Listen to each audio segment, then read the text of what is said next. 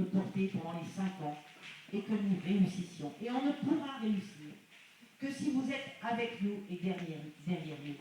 On ne pourra réussir que si vous comprenez, si nous comprenons ensemble, eh bien que la situation, je l'ai dit tout à l'heure, était difficile, qu'il fallait du temps sûrement, mais si vous comprenez aussi qu'au bout de ce chemin tracé par François Hollande, eh bien il y a une lumière, la lumière d'une France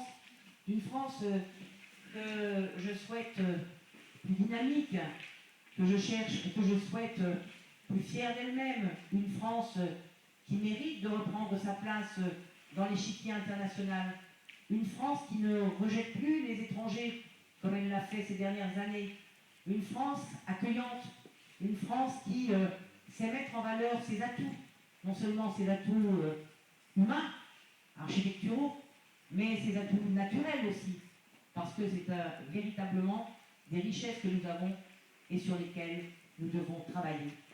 Et dans ce domaine-là, je voudrais vous dire que, et vous le savez, je continuerai avec pugnacité à défendre la protection de l'environnement. Parce que la protection de l'environnement, c'est le début des solutions à des problèmes sociaux.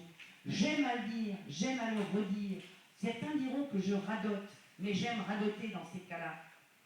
Lorsque vous allez dans certaines communes, lorsque vous allez dans certains quartiers, y compris de la circonscription et de Niort, eh bien, vous remarquez vite que celles et ceux qui habitent dans les logements les plus pourris, que celles et ceux qui habitent dans des logements mal isolés, eh bien, ce sont précisément celles et ceux qui n'ont pas d'emploi, qui sont au chômage. Et au nom de quoi la société doit-elle leur donner et leur offrir comme logement que des taudis? On s'aperçoit aussi que lorsque notre eau n'est pas aussi bonne qu'on le voudrait, et ce fut le cas il y a quelques années, eh bien, on a pris l'habitude, bêtement, dans la société de consommation dans laquelle on est, d'acheter des bouteilles d'eau. Moi, je n'en jette pas. Je bois l'eau du robinet puisqu'elle est bonne et potable. Mais les personnes les plus en difficulté, eh bien, elles ont pris l'habitude d'acheter de l'eau. Alors, je ne sais pas, je vais peut-être faire une colle à Virginie. 1 mètre cube d'eau en bouteille, ça coûte combien? Ça coûte cher, hein? Ça coûte beaucoup plus que l'eau du robinet, pour laquelle nous dépensons beaucoup d'argent, mais c'est normal, pour la potabiliser et pour la rendre consommable par tout le monde. Et donc, je pense que c'est important de le souligner. Quand nous disons les uns et les autres, comme François Hollande le dit, que nous voulons développer l'agriculture biologique pour pouvoir manger mieux, pour manger plus sain, pour ne pas manger des pesticides en voilà. Vous savez que les enquêtes qui sont faites régulièrement, entre autres chez les parlementaires, montrent que nous sommes particulièrement riches en pesticides dans le sang.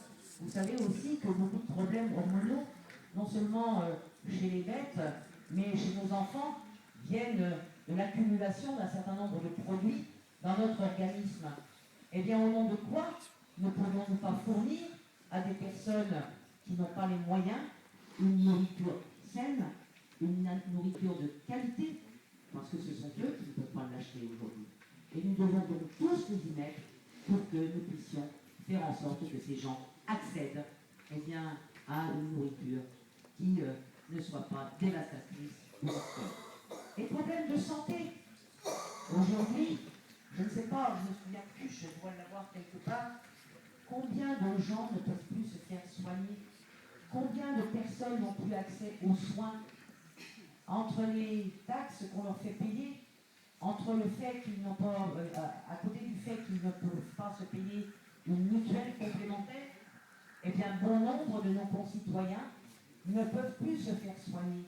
Et donc, vous voyez les dégâts que cela peut faire.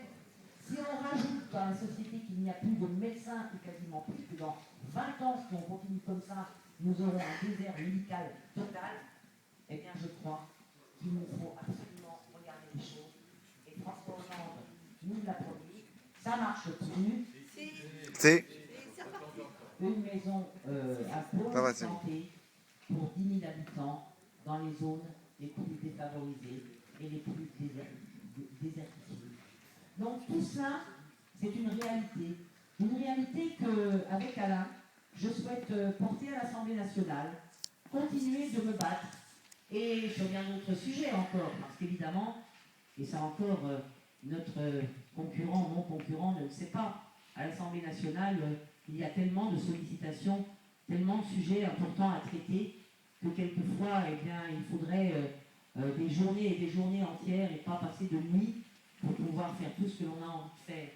Donc je compte bien avec Alain, eh bien, porter tout cela au nom des partenaires, au nom de vous tous, auprès du gouvernement bien sûr, mais aussi dans le cadre de l'élaboration de textes de loi. Évidemment, je continuerai à travailler sur un sujet qui m'est cher, c'est l'économie sociale et solidaire. Vous savez, alors ce matin, Jérôme Ballot, je me dis, mais moi, Madame Gaillard, moi je pense qu'il faut aider les mutuelles. Alors, oui, on peut aider les mutuelles. Permettez-moi de dire que c'est peut-être pas les mutuelles aujourd'hui qui ont plus besoin d'être aidées, mais que d'autres entreprises de l'économie sociale ont besoin d'être aidées.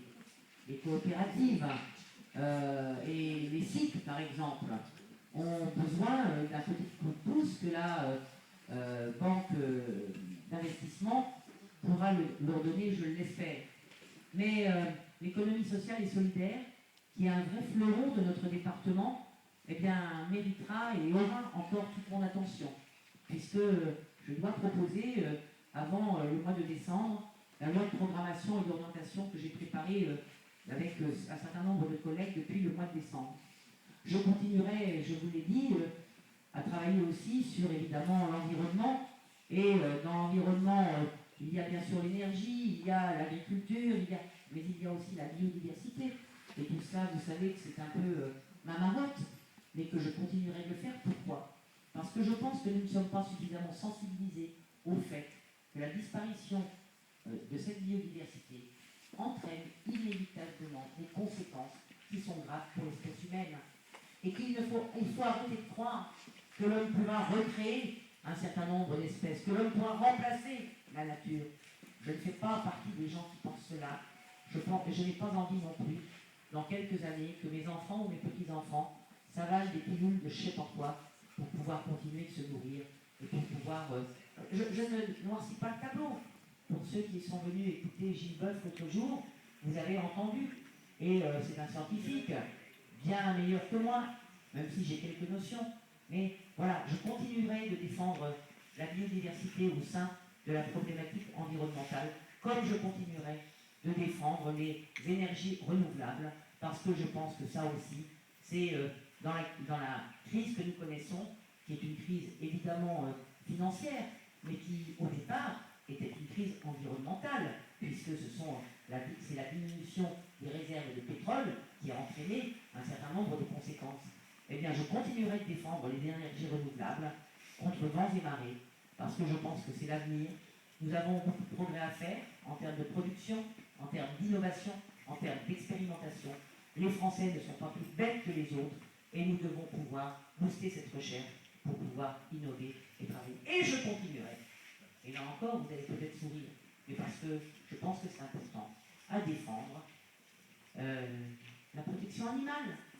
Parce que je pense, et je continue de penser, que qui ne respecte pas son animal de compagnie, par exemple, eh bien, ne respecte pas les hommes.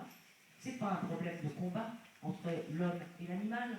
C'est que nous sommes ensemble, nous sommes amenés à vivre ensemble, nous sommes amenés à faire du chemin ensemble, et que si nous n'avions pas nos compagnons les chiens, pour nous accompagner lorsqu'il y a des avalanches, lorsqu'il y a des tremblements de terre, lorsqu'il y a des mines antipersonnelles, même si c'est un peu dégueulasse, eh bien, voilà, nous, certainement, nous ne pourrions pas sauver autant de vies que nous le faisons.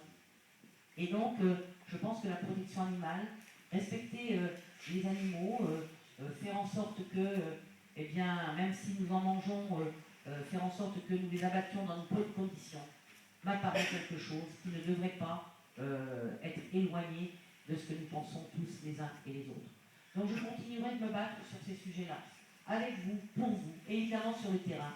Je continuerai de vous écouter, comme je le fais, de recevoir, comme je le fais, avec les personnes qui travaillent avec moi, que je remercie, qui sont ici ce soir, et qui finalement, parce qu'un parlementaire ne peut pas faire tout seul tout. Il faut bien des personnes aussi qualifiées, compétentes, pour pouvoir mener à bien un certain nombre de choses. Je continuerai de le faire. Ils continueront de le faire. Et je crois que vous le connaissez maintenant, comme je l'ai fait depuis déjà 3 mandats. Et bien ce 4e mandat, ce sera un mandat, je crois, que je savourerai.